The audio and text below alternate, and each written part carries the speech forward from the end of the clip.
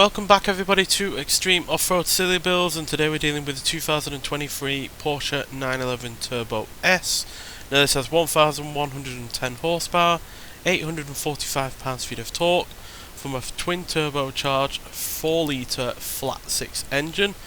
The car itself now weighs 2,850 pounds and it can do 0 to 60 in 2.309 seconds, 0 to 104.662 seconds, and go to a top speed of 233 miles an hour.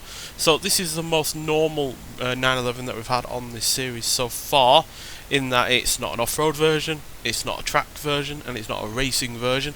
It is a ordinary road-going car that has now been given some off-road elements to help it with this series. But still, overall, the stats look great. Off-road capability, braking, launch, acceleration, and speed are all excellent. Handling's a little on the lower side of things in comparison to maybe some cars, but it's definitely on the higher side of things in comparison to most cars that we've had on this series. So given it only weighs 2,850 pounds, which is less than some other variants. In fact, the 911 GT3R, the 911 Rally, and the 911 GT3 RS all weighed more than this version of this 911 does. So that puts me in really rather high hopes that with a decent amount of power that it's got, and all of that handling and braking and off-road capability, that it will do really rather well here.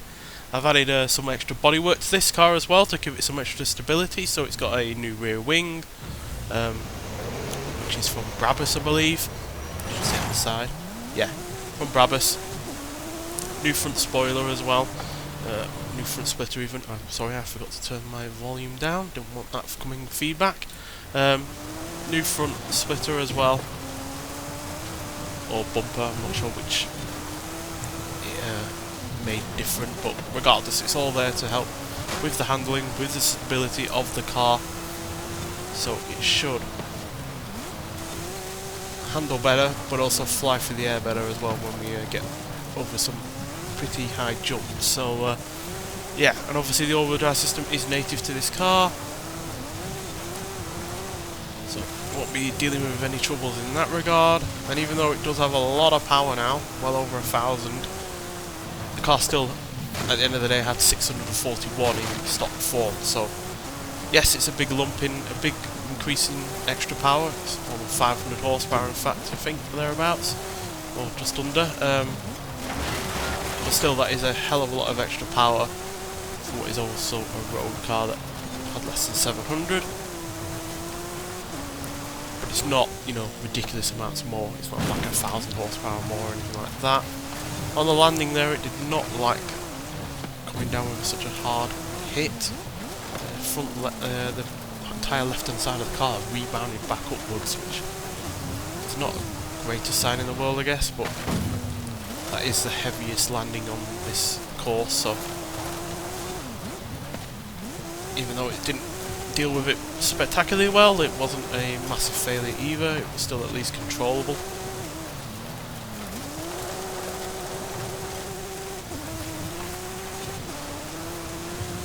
It's got properly good acceleration.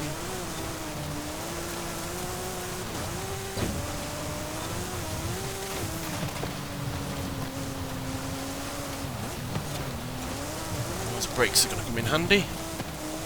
Obviously the car doesn't weigh all that much, so it doesn't have a great deal of momentum to slow down, but that just means that we can brake later and use those brakes as well as possible.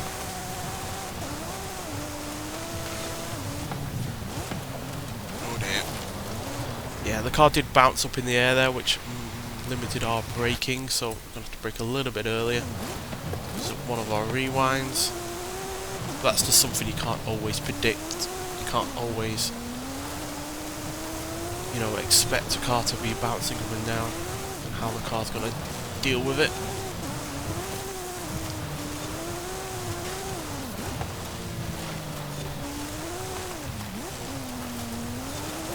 It's got really good turning, which obviously is helped by the fact there's very little weight up front, being a rear engine car.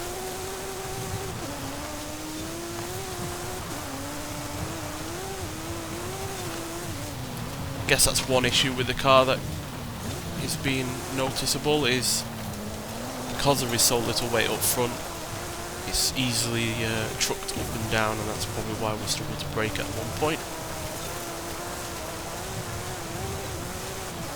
Well, that is a pretty good quick time, I think. What we got? Yep, 3 minutes 12.426. That means we now have a new fastest Porsche, and it's a road-going car by to all intents and purposes. And it's actually more than 2 seconds quicker than the previous quickest Porsche, which was the 911 GT3R, which managed a time of 3 minutes 14.511, whereas we've now managed 3 minutes 12.426. Now that shoots us comfortably into the top 15. We're not a million miles outside of the top 10, to be honest. We're only just over just under 0.3 of a second from getting in there, which is quite remarkable. So we're quicker than the Fast and Furious Datsun 240Z, as well as the Lancia Delta S4, Morgan Aero GT, McLaren Sabre, Alfa Romeo Giulia Sprint GTA Stradale, RJ Anderson Polaris Razor Pro 4 truck, the Aston Martin DBR4, the Automobili Pininfarina Battista, and we knocked the Ford XB Falcon GT out of the top 20. Sorry, Australia, but you don't have a car in your in the top 20 anymore.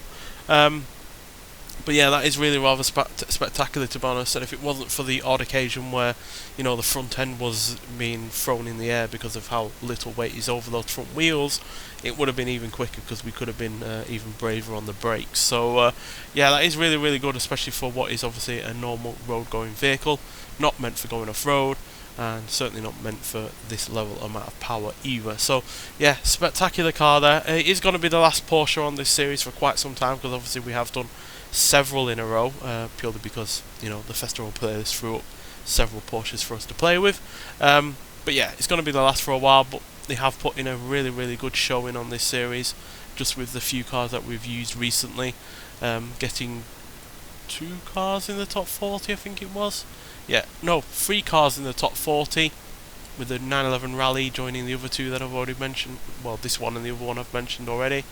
And yeah, the other ones did okay as well, with the with the 911 GT3 RS coming just outside of the top 50. So yeah, overall Porsche have done really, really great in the last few episodes, and yeah, hopefully some other manufacturers out there can show them how it's really done, if they can go even faster. But we've not had anything approaching the top 10 for quite some time, with this 911 Turbo S becoming the closest we've had for quite some time. So hopefully, with all of the new you know, vehicles that are being added this December and into January, some of them can match the likes of this, or at least get into the top 10. Nonetheless, so thank you for watching, and I'll see you in the next one. Bye.